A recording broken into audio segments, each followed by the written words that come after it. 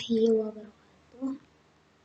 Perkenalkan, nama saya Dina Mariana dengan NIM 20106010-27 dari Prodi Manajemen Fakultas Ekonomi, Ilmu Sosial, dan Humaniora.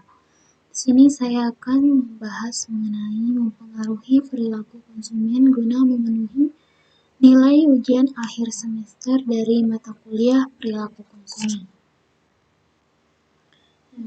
Ini apa itu perilaku konsumen? Perilaku konsumen adalah studi tentang individu dan organisasi, serta bagaimana mereka memilih dan menggunakan produk. Bagian dari riset pasar ini bertujuan memahami motivasi dan perilaku seseorang sebagai konsumen. Nah, saat menjalani studi ini, ada beberapa metode yang bisa dipakai. Di antaranya survei, focus group, discussion, riset, etnografi.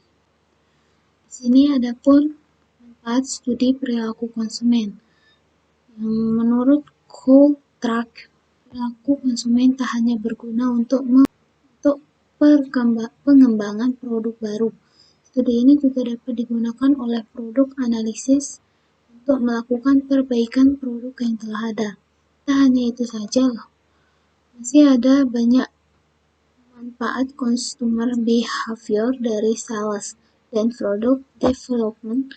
Beberapa di antaranya adalah: 1. Memahami perbedaan berbagai kelompok konsumen, yaitu sebuah produk bisa punya berbagai macam konsumen. Nah, setiap konsumen itu tentu berbeda. Kebutuhan serta keinginan mereka juga tak sama. Bagaimana cara memahami perbedaan ini? Studi perilaku konsumen adalah jawabannya. Yang kedua, merancang program marketing yang sesuai. Nah, ingin membuat program pemasaran yang sesuai dengan audiens, tentu saja kamu harus memahami mereka terlebih dahulu. Seperti yang sudah Lins sebutkan. Pemahaman ini bisa didapat dengan studi perilaku konsumen. Nantinya, tiap produk pemasaran bisa dibuat khusus untuk kelompok konsumen tertentu, sesuai dengan karakteristik perilaku mereka.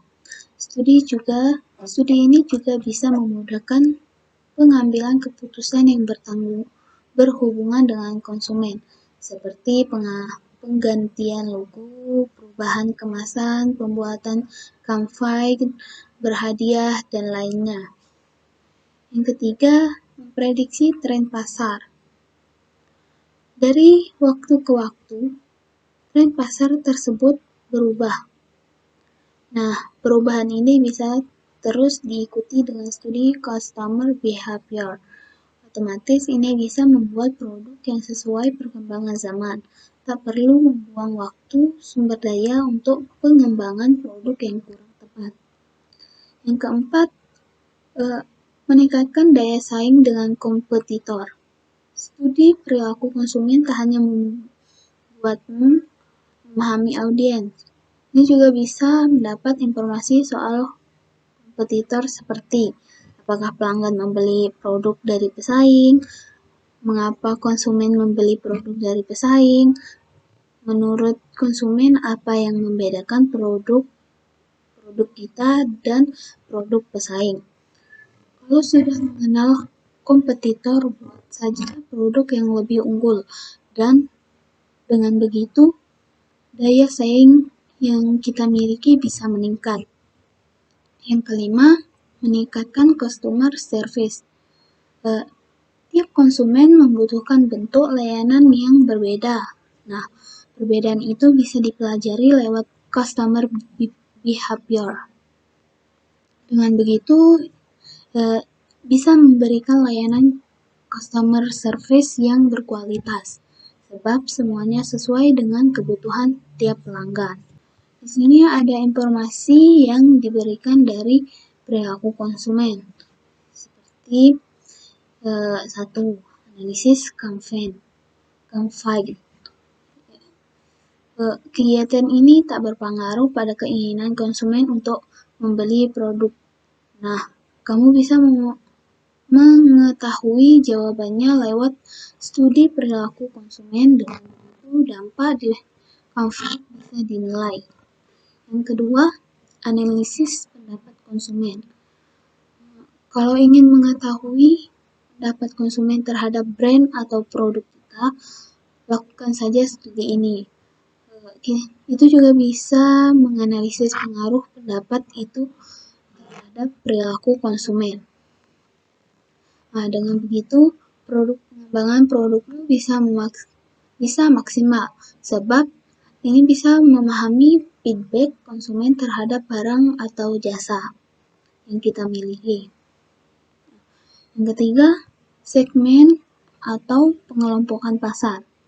Nah, saat melakukan pembelian, setiap orang punya motivasi yang berbeda.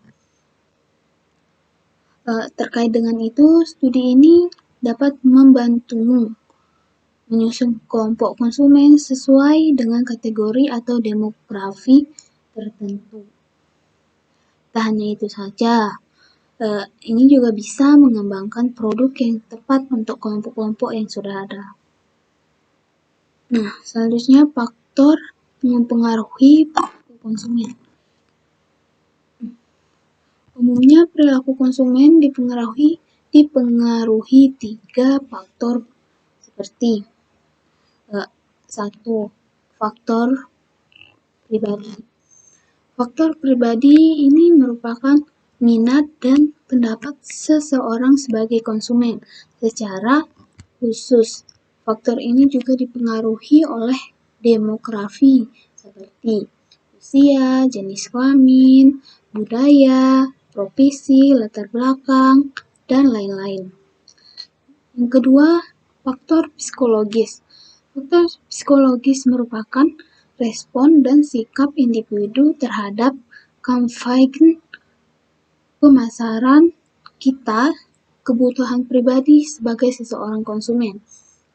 Yang ketiga, faktor sosial. Faktor ini meliputi pengaruh lingkungan, pengaruh media sosial, kelas sosial, pendapatan, tingkat pendidikan, dan lain-lain. Ada juga yang terakhir, faktor budaya. Faktor ini menunjukkan bahwa minat pelanggan dibentuk oleh beberapa hal seperti nilai-nilai dan ideologi, komunikasi mereka, terus kepercayaan komunikasi, kebutuhan keluarga, dan komunikasi kelas sosial. Sekian dari saya, kurang lebihnya mohon maaf. Sekian.